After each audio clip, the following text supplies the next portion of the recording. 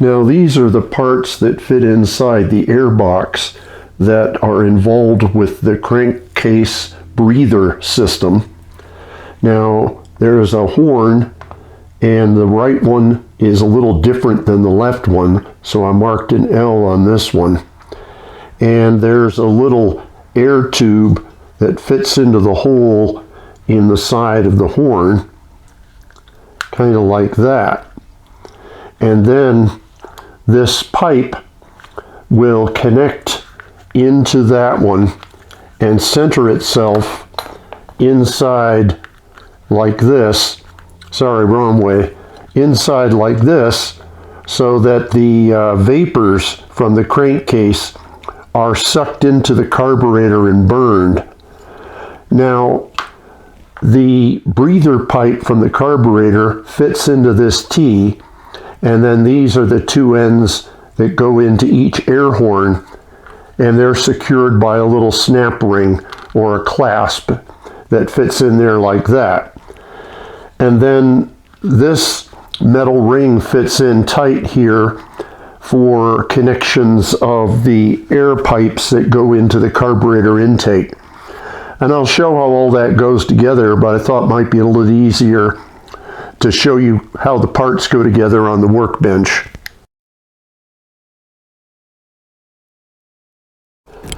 Now this is the stud, so there's a nut and a very, very thick flat washer. And I like to also use a wave washer next to the nut just to make sure it doesn't back off. So that just goes on there like that. Now over here is a long bolt like the bottom bolt on this side, and another thick flat washer, and I use a wave washer, and that goes in on this side. Now these two top fasteners are what help secure the transmission to the engine block. So when I tighten them, I'm going to make sure the gap between the engine block and the engine is uniform and tight. And then there's a short center bolt with another thick flat washer that goes in the middle like that. There we go. So that's how we secure the airbox to the top of the transmission, and at the same time secure the transmission to the engine block. Now I mounted the airbox itself when I mounted the transmission, but there's a couple of things I wanted to point out. This here is an air valve, it's rubber, and I put that into the box before I mounted it. And then, I don't know if you can see it, yes you can. Right here is a grommet, but it connected to a plastic T, which was part of the vacuum system to operate the pulse air system valves. Now I'm not installing the pulse air system, and I don't want that to leak air because it'll be dirty air after the air filter. So I squeezed a little bit of silicone seal into the center of the grommet. Now the other thing that I had to do was install some plugs here, because this is where the metal pipes went to the exhaust ports for the pulse air system. These are actually the same as this, which is the timing cover plug. So I just installed those into the holes to again keep air from being pulled in after the air filter.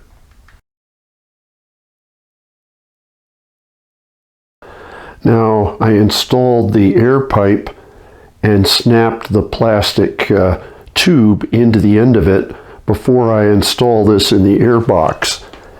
And it slides in through the hole and just catches. Just have to kind of force it a little bit, but it will catch in the hole. There we go. Now the metal sleeve just slides in like this to hold it in the hole. And then on the inside, there's a couple of little locating pins that fit. If you can see it, there's two little tabs on either side, but they're going to fit just like that. Now the T fits into the end of the breather hose from the crank, and then the pipe that goes into the air tube is secured with this little clip, and that's the same thing I'll do on the other side.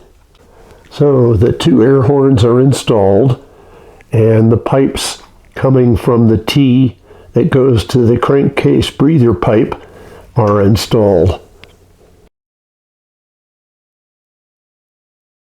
So I'm ready to install the air filter, and the filter has square corners on one end and round on the other.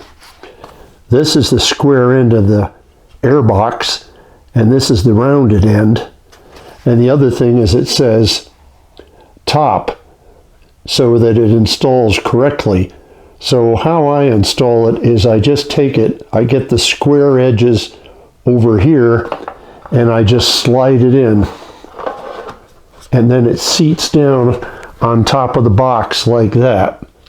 Now the top of the Airbox is secured to the body with these clips, and this is the end that'll fit here into this little cavity, and I've pushed the filter back a ways because I want to slide these up like this, and now I can pull the filter back and set it down, and then I can install the top of the Airbox. So this is the top of the Airbox, and I slide it in like this, and then it sits on top like that, and then the clips snap just like that to secure it on both sides.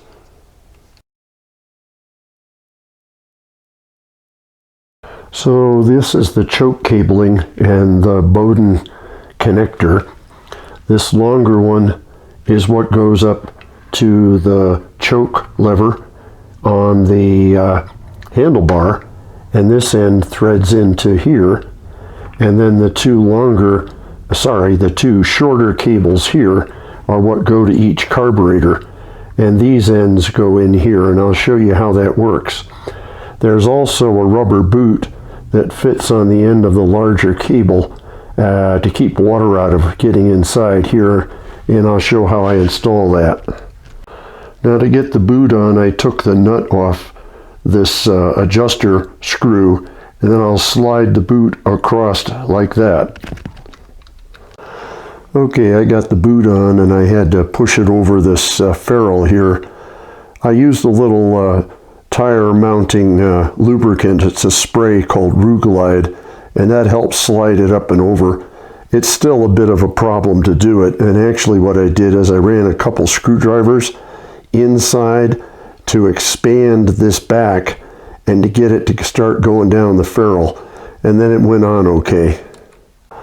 Now this cover, which is where the two cables that go to the carbs for the choke fit, unscrews, and inside there is this little plug.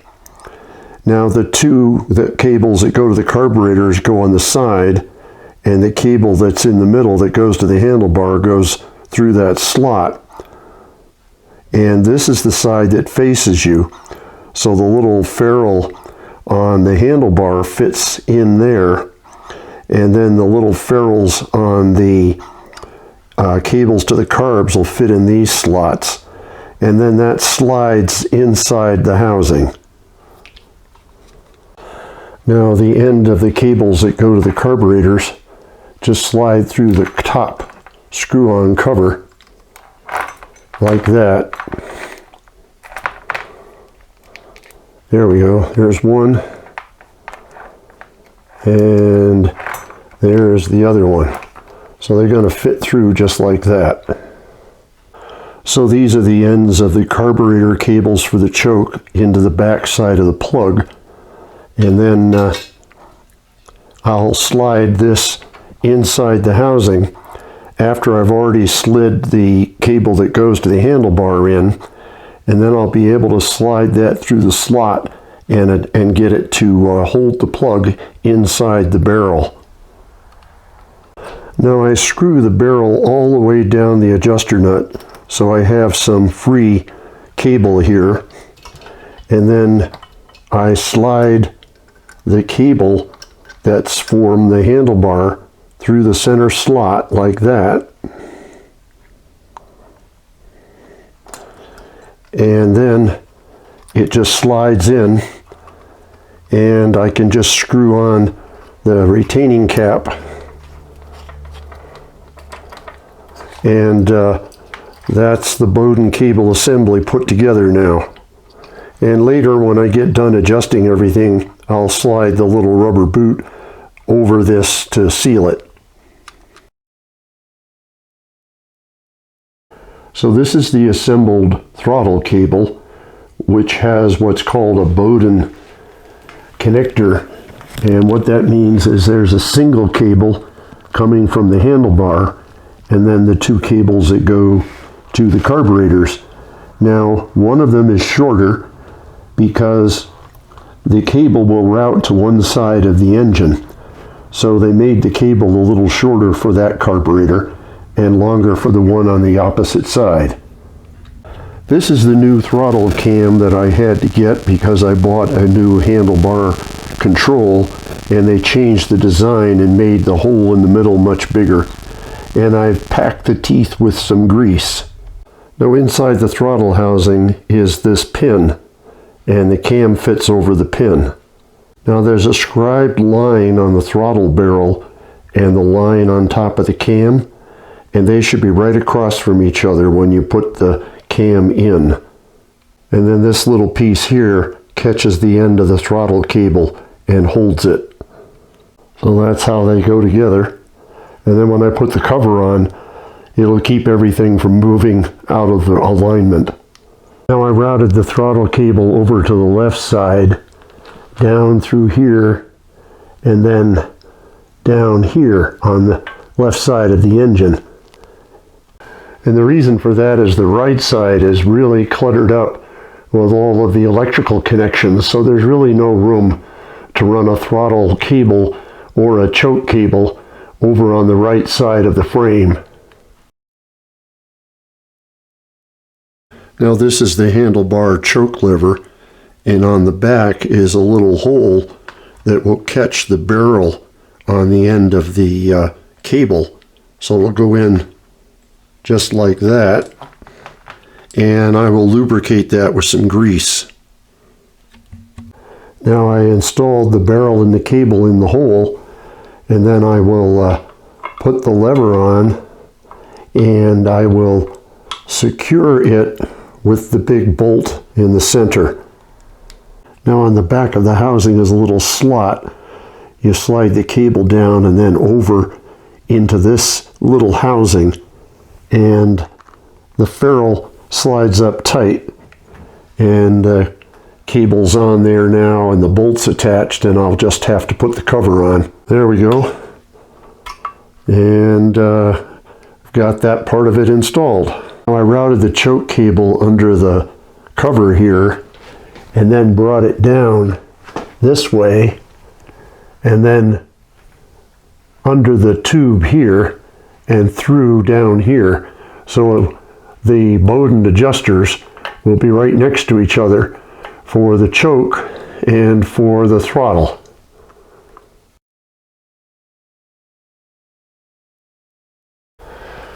So I want to set the carburetors so that the butterflies are open at the same amount. So I adjust the stop screw on both of them, and I use a piece of paper to slide in between the screw and the surface it presses on the throttle linkage, and I keep tightening the screw until I capture the paper and I can't really pull it loose.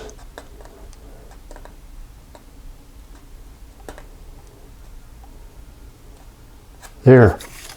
So then I tighten this one full turn, so that's a half, and that's one.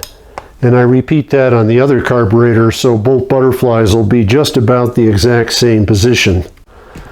Now to set the idle mixture screw, I'm just going to tighten it gently until it's fully seated, and then I back it out according to the manual, 1/2 and an extra quarter, so it's a 3/4 turn, and then that's adjusted for the first engine start.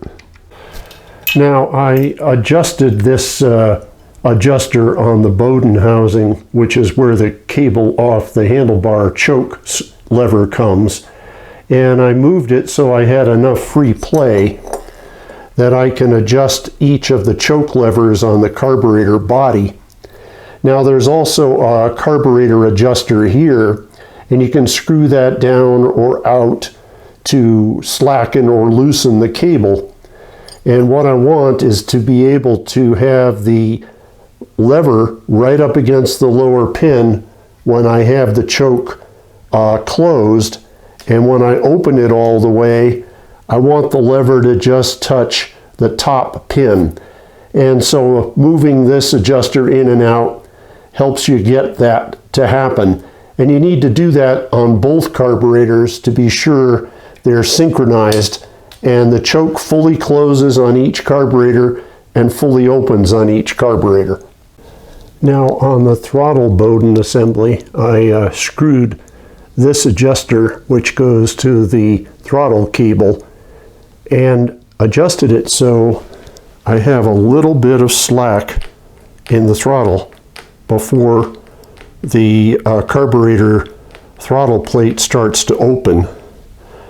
And the other thing I do is I verify that after I've adjusted the Bowden, right here, which is where the throttle stop screw touches on the throttle plate arm, I make sure that that is closed, and that's important. I don't want that to be open when the throttle is closed.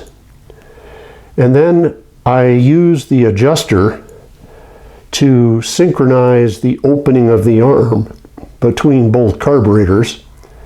And the way I do that is I barely open the throttle and I watch the lever just moving on this carburetor, and then I look at the other carburetor and I can pretty well ensure that both those arms are just moving at the same time, which is good enough for a first engine start, because I'll balance everything out later with my carb adjusters. So this is the parts that are used to mount the carburetors to the heads. These are the two air horns, and they have a rubber sleeve that fits over them, which is what goes into the airbox, and then this is the end that goes to the carburetor. Now on the head is a rubber sleeve the carburetor mounts into on one side and the head mounts into on the other. And then a bunch of hose clamps are used to clamp the air horns and the connector to the heads together. To install the carburetors on the engine, first I'm going to put the little rubber sleeve on the intake spigot. It's got some lettering, so I kind of like that to go to the back and be out of the way. And I like my hose clamps at the bottom. So it's just basically a press fit to get it up and on the spigot. And it'll fight you a little bit, or a lot. There it goes.